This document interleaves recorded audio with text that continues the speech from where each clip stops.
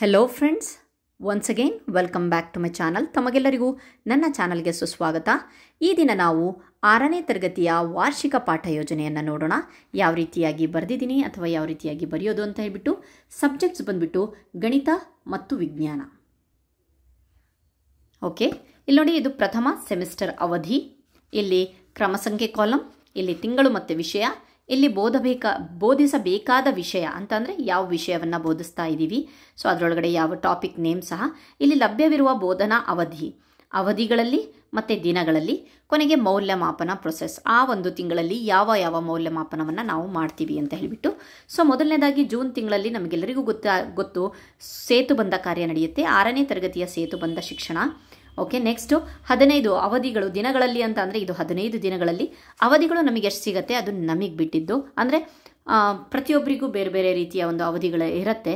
So ಅದನ್ನು ಅವಧಿಗಳನ್ನು ನಾವಿಲ್ಲಿ ಮೆನ್ಷನ್ ಮಾಡಬೇಕಾಗತ್ತೆ. ದಿನಗಳು ಮಾತ್ರ ನಾವು 15 ದಿನಗಳನ್ನು ತೊಗೊಂಡಿದ್ವಿ ಸೇತುಬಂಧ ಶಿಕ್ಷಣವನ್ನು ಮಾಡೋಕ್ಕೋಸ್ಕರ. ಇಲ್ಲಿ ಮೌಲ್ಯಮಾಪನದಲ್ಲಿ ಕಲಿಕಾ ಕೊರತೆ, ಪ್ರಗತಿ ತಿಳಿಯಲು ಪೂರ್ವ ಪರೀಕ್ಷೆ, ಸಾಫಲ್ಯ ಪರೀಕ್ಷೆ, ನಿರ್ವಹಣೆ, ಪರಿಹಾರ ಬೋಧನೆ, ಹಿಂದಿನ ತರಗತಿ ಹಾಗೂ ಈಗಿನ ತರಗತಿ ಕಲಿಕೆಗೆ ಸೇತುಬಂಧಗೊಳಿಸುವುದು. ಓಕೆ, ಇದು ಇನ್ನು ಜೂನ್ನಲ್ಲೇ ನಡೀತಾ ಇದೆ. ಇನ್ನು 15 ದಿನ ಬಾಕಿ ಇರುತ್ತಲ್ವ, ಅದರೊಳಗಡೆ ಗಣಿತದ ವಿನ್ಯಾಸಗಳು, ಇದಕ್ಕೆ ಅವಧಿ ಬಂದುಬಿಟ್ಟು 9. ಇದನ್ನು ನೀವು ಎಷ್ಟು ದಿನದಲ್ಲಿ ಮಾಡ್ತೀರಾ ಅನ್ನೋದನ್ನು ನೀವು ಅಲ್ಲಿ ಬರೀಬೇಕಾಗತ್ತೆ. ಸೊ ಇಲ್ಲಿ CCE ಚಟುವಟಿಕೆಗಳು ನಡೀತಾ ಇರುತ್ತೆ, ಕಂಟಿನ್ಯೂಸ್ ಆಗಿ ನಡೀತಾ ಇರುತ್ತೆ. ಸೊ ವಿಜ್ಞಾನ ವಿಷಯದಲ್ಲಿ ವಿಜ್ಞಾನದ ಅದ್ಭುತ ಪ್ರಪಂಚ, ಇದು ಅಷ್ಟೇ ಅವಧಿ 9. ಇಲ್ಲೂ ಸಹ CCE ಚಟುವಟಿಕೆಗಳು ನಡೆಯುತ್ತೆ. ಓಕೆ, ನಮಗೆ ಸಿಗುವಂಥದ್ದು 9 ಅವಧಿಯಲ್ಲಿ ಗಣಿತದ ವಿನ್ಯಾಸಗಳು ಗಣಿತದಲ್ಲಿ ಮಾಡ್ತೀವಿ, ವಿಜ್ಞಾನದಲ್ಲಿ ವಿಜ್ಞಾನದ ಅದ್ಭುತ ಪ್ರಪಂಚವನ್ನು ಮಾಡ್ತೀವಿ. ಓಕೆ, ನೆಕ್ಸ್ಟ್ ಬಂದುಬಿಟ್ಟು ಜುಲೈ ತಿಂಗಳು. ಗಣಿತದಲ್ಲಿ ರೇಖೆಗಳು ಮತ್ತು ಕೋನಗಳು 12 ಅವಧಿ, ಸಂಖ್ಯೆಗಳ ಆಟ 12 ಅವಧಿ. ಇಲ್ಲಿ ಜುಲೈಲಿ ಆಲ್ರೆಡಿ FA1 ರೂಪಣಾತ್ಮಕ ಮೌಲ್ಯಮಾಪನ 1 ಪರೀಕ್ಷೆ ನಡೆಸ್ತೀವಿ, ಅದ್ರ ಜೊತೆಗೆ CCE ಚಟುವಟಿಕೆಗಳು ನಡೀತಾ ಇರುತ್ತೆ. ಸೊ ವಿಜ್ಞಾನದಲ್ಲಿ ಜೀವ ಜಗತ್ತಿನಲ್ಲಿ ವೈವಿಧ್ಯತೆ, ಅದಾದಮೇಲೆ ಮನದುಂಬಿದ ಊಟ ಸ್ವಸ್ಥ ಶರೀರಕ್ಕೆ ಸೋಪಾನ, ಇಲ್ಲೂ ಅಷ್ಟೇ 12 ಅವಧಿ. ಇಲ್ಲೂ ಅಷ್ಟೇ ವಿಜ್ಞಾನದಲ್ಲಿ ಜುಲೈ ತಿಂಗಳಲ್ಲಿ FA1 ಪರೀಕ್ಷೆ ನಡೆಯುತ್ತೆ, ಆಮೇಲೆ CCE ಚಟುವಟಿಕೆಗಳು ನಡೀತಾ ಇರುತ್ತೆ. ನೆಕ್ಸ್ಟ್ ಬರುತ್ತೆ ಆಗಸ್ಟ್ ತಿಂಗಳು. ಗಣಿತದಲ್ಲಿ ದತ್ತಾಂಶಗಳ ನಿರ್ವಹಣೆ ಮತ್ತು ಪ್ರಸ್ತುತಿ 12 ಅವಧಿ, CCE ಚಟುವಟಿಕೆಗಳು. ಅವಿಭಾಜ್ಯ ಸಂಖ್ಯೆಗಳು ಅಂತ ಬರುತ್ತೆ 12 ಅವಧಿ, ಅಲ್ಲೂ CCE ಚಟುವಟಿಕೆಗಳು. ವಿಜ್ಞಾನ ವಿಷಯಕ್ಕೆ ಬಂದರೆ ಕಾಂತಗಳ ನಿರ್ವಹಣೆ, ಕಾಂತಗಳ ಅನ್ವೇಷಣೆ, ಅದರೊಳಗಡೆ ನಿರ್ವಹಣೆ 12 ಅವಧಿಗಳು. ಉದ್ದದ ಅಳತೆ ಮತ್ತು ಚಲನೆ 12. ಸೊ ಇದೆಲ್ಲ 12 ಅಂತ ಹೇಳ್ತೀವಲ್ಲ, 12 ಅವಧಿಗೆ ಮುಗಿಸ್ಬೇಕಾ? ಇಲ್ಲ ಫ್ರೆಂಡ್ಸ್, ಯಾವುದಾದ್ರೂ ಒಂದು ಪಾಠ ನಮಗೆ ಬೇಗ ಫಾಸ್ಟಾಗಿ ಚಟುವಟಿಕೆಗಳ ಮೂಲಕ ಬೇಗ ಫಾಸ್ಟ್ ಆಯಿತು ಅಂತಂದರೆ ನಾವಲ್ಲಿ ಕಡಿಮೆ ಅವಧಿಗಳನ್ನು ತೊಗೊಂಡು ಪುನರಾವರ್ತನೆಯನ್ನು ಸ್ಟಾರ್ಟ್ ಮಾಡ್ಬೋದು. ಇಲ್ಲ ಅಲ್ಲಿ ಕಡಿಮೆ ತೊಗೊಂಡು ನೆಕ್ಸ್ಟ್ ಉದ್ದದ ಅಳತೆ ಅಲ್ಲಿ ಜಾಸ್ತಿ ಬೇಕು ಅಂತ ಅಂದರೆ ನಾವಲ್ಲಿ ಚೇಂಜ್ ಮಾಡ್ಕೊಬೋದು. ಹಾಗಾಗಿಬಿಟ್ಟು ಇದು ಒಂದು ಮಾಡೆಲ್ ಅಷ್ಟೇ. ಓಕೆ, ನೆಕ್ಸ್ಟು CCE ಚಟುವಟಿಕೆಗಳು ನಡೆಯುತ್ತೆ. ಅದಾದಮೇಲೆ ನೆಕ್ಸ್ಟು ಸೆಪ್ಟೆಂಬರ್ ತಿಂಗಳಿಗೆ ಬಂದುಬಿಟ್ಟು ಗಣಿತದಲ್ಲಿ ಪುನರಾವರ್ತನೆ ಇದೆ. ಸೊ ಸೆಪ್ಟೆಂಬರ್ ತಿಂಗಳಲ್ಲಿ ವಿಜ್ಞಾನ, ನಮ್ಮ ಸುತ್ತಲಿನ ಸಾಮಗ್ರಿಗಳು 14 ಅವಧಿಗಳು. ಇಲ್ಲಿ ಗಣಿತದಲ್ಲೂ ಸಹ ಪುನರಾವರ್ತನೆ ನಡೀತಾ ಇರುತ್ತೆ. ಇಲ್ಲಿ FA2 ಪರೀಕ್ಷೆ ನಡೆಯುತ್ತೆ.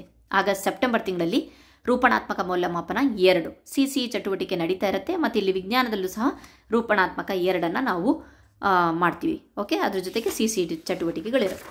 ಅದಾದಮೇಲೆ ನೆಕ್ಸ್ಟು ಅಕ್ಟೋಬರ್.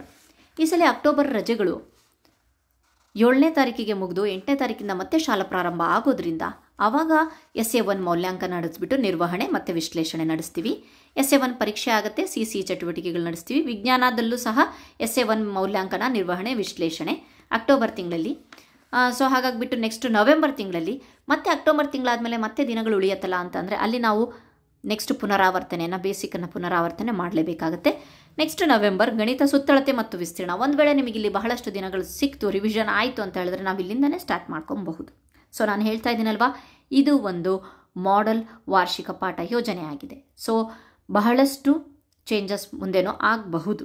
ಆಮೇಲೆ ನೀವು ನಿಮ್ಮ ಪ್ರಕಾರವಾಗಿ ಚೇಂಜಸನ್ನು ಮಾಡ್ಕೋಬಹುದು. ಗಣಿತ ಸುತ್ತಳತೆ ಮತ್ತು ವಿಸ್ತೀರ್ಣ, ಭಿನ್ನರಾಶಿಗಳು 12 ಅವಧಿ, CCE ಚಟುವಟಿಕೆಗಳು. ಅದೇ ವಿಜ್ಞಾನದಲ್ಲಿ ತಾಪ ಮತ್ತು ಅದರ ಮಾಪನ, ನೀರಿನ ಸ್ಥಿತಿಗಳ ಮೂಲಕ ಒಂದು ಪಯಣ 12 ಅವಧಿ, CCE ಚಟುವಟಿಕೆಗಳು. ನೆಕ್ಸ್ಟ್ ಬಂದುಬಿಟ್ಟು ಡಿಸೆಂಬರ್, ಗಣಿತದಲ್ಲಿ ಭಿನ್ನರಾಶಿಗಳು ಮುಂದುವರೆದ ಭಾಗ. ಇಲ್ಲಿ ಭಿನ್ನರಾಶಿಗಳು ಸ್ಟಾರ್ಟ್ ಮಾಡಿರ್ತೀವಿ ನವೆಂಬರಲ್ಲಿ. ಸೊ ಅಲ್ಲಿ ಒಂದು ವೇಳೆ ಅಷ್ಟು ಟೈಮ್ ಆಗಲಿಲ್ಲ ಅಂತ ಅಂದರೆ ನಾವು ಇಲ್ಲಿ ಮುಂದುವರಿಸ್ತೀವಿ. ನೆಕ್ಸ್ಟು ರಚನೆಗಳೊಂದಿಗೆ ಆಟ, ಇಲ್ಲೂ ಸಹ 12 ಅವಧಿಗಳು ಸಿಗುತ್ತೆ. ಇಲ್ಲಿ ಡಿಸೆಂಬರ್ಗಳಲ್ಲಿ ಮತ್ತೆ ರೂಪಣಾತ್ಮಕ ಮೌಲ್ಯಮಾಪನ 3 ಸ್ಟಾರ್ಟ್ ಆಗುತ್ತೆ, ಮತ್ತು CCE ನಿರ್ವಹಣೆ. ಆಮೇಲೆ ನೆಕ್ಸ್ಟ್ ವಿಜ್ಞಾನಕ್ಕೆ ಬಂದುಬಿಟ್ಟು ದೈನಂದಿನ ಜೀವನದಲ್ಲಿ ಬೇರ್ಪಡಿಸುವ ವಿಧಾನಗಳು ಮತ್ತು ಜೀವಿಗಳು, ಅವುಗಳ ಗುಣಗಳ ಅನ್ವೇಷಣೆ 12 ಅವಧಿಗಳು ಎರಡಕ್ಕೂ ಸೇರಿಸಿ. FA 3 ಪರೀಕ್ಷೆ ಮತ್ತೆ ನಡೆಯುತ್ತೆ. FA 3 CCA ನಿರ್ವಹಣೆ ನಡೀತಾ ಇರುತ್ತೆ. ಓಕೆ, ಡಿಸೆಂಬರ್ ತಿಂಗಳಾಗುತ್ತೆ. ಅದಾದಮೇಲೆ ನೆಕ್ಸ್ಟ್ ಜನವರಿ ಬರುತ್ತೆ. ಜನವರಿ ತಿಂಗಳಲ್ಲಿ ಗಣಿತ ರಚನೆಗಳೊಂದಿಗೆ ಆಟ ಇದು ಮುಂದುವರೆದ ಭಾಗ ಆಗಿದೆ. ಸೊ ಸಮಮಿತಿ ನಡೆಯುತ್ತೆ. 12 CCE ಚಟುವಟಿಕೆ ನಡೆಯುತ್ತೆ. ಜೊತೆಗೆ ವಿಜ್ಞಾನ ಜೀವಿಗಳು ಅವುಗಳ ಗುಣಗಳ ಅನ್ವೇಷಣೆ ಇದು ಸಹ ಮುಂದುವರೆದ ಭಾಗ. ಸೊ ನಿಸರ್ಗದ ಸಂಪತ್ತು ಮುಂದುವರೆದ ಭಾಗ. ಒಂದು ವೇಳೆ ಅಲ್ಲೇ ಕಂಪ್ಲೀಟ್ ಆಗಿದ್ರೆ ನಾವು ಇಲ್ಲಿ ನಿಸರ್ಗದ ಸಂಪತ್ತನ್ನು ಮಾಡಿ ನೆಕ್ಸ್ಟ್ ಹಾಗೆ ಕಂಟಿನ್ಯೂ ಮಾಡ್ತಾ ಹೋಗ್ತೀವಿ. ಇಲ್ಲೂ 12 ಅವಧಿಗಳು ಸಿಗುತ್ತೆ. ಸೊ ಇಲ್ಲ ಪುನರಾವರ್ತನೆಯನ್ನು ಮಾಡ್ತೀವಿ. CCE ಚಟುವಟಿಕೆ ಕಂಟಿನ್ಯೂಸ್ ಆಗಿ ನಡೀತಾನೆ ಇರುತ್ತೆ. ಫೆಬ್ರವರಿಯಲ್ಲಿ ಗಣಿತ 0ಯ ಮತ್ತೊಂದು ಬದಿ, ವಿಜ್ಞಾನದಲ್ಲಿ ಭೂಮಿಯಿಂದ ಆಚೆಗೆ ಮತ್ತೆ ಪುನರಾವರ್ತನೆ ಸ್ಟಾರ್ಟ್ ಆಗುತ್ತೆ. ಸೊ FA 4 ರೂಪಣಾತ್ಮಕ ಮೌಲ್ಯಮಾಪನ ಫೆಬ್ರವರಿಯಲ್ಲಿ ಮಾಡೋದ್ರಿಂದ ಅಲ್ಲಿ FA 4 ನಡೆಯುತ್ತೆ. CCE ನಿರ್ವಹಣೆ. ಮಾರ್ಚ್ ತಿಂಗಳಲ್ಲಿ ಗಣಿತ ಪುನರಾವರ್ತನೆ SA 2ಗೆ ರಿಲೇಟೆಡ್ ಆಗಿ ಎಷ್ಟು ಪುನರಾವರ್ತನೆ ಇದೆಯೋ ಅದಷ್ಟು ಪುನರಾವರ್ತನೆಯನ್ನು ಮಾಡಿ SA 2 ಮೌಲ್ಯಾಂಕನ, ನಿರ್ವಹಣೆ ಮತ್ತು ವಿಶ್ಲೇಷಣೆ ಮಾಡ್ತೀವಿ. ವಿಜ್ಞಾನಕ್ಕೆ ಅದರ ಒಂದು ಪುನರಾವರ್ತನೆ ಮಾಡಿ SA 2 ಮೌಲ್ಯಾಂಕನ, ನಿರ್ವಹಣೆ, ವಿಶ್ಲೇಷಣೆ ಮಾಡ್ತೀವಿ. ಸೊ ಇಲ್ಲಿ ಮೌಲ್ಯಮಾಪನ ಹಂತದಲ್ಲಿ SA 2 ಪರೀಕ್ಷೆ CCE ಚಟುವಟಿಕೆ.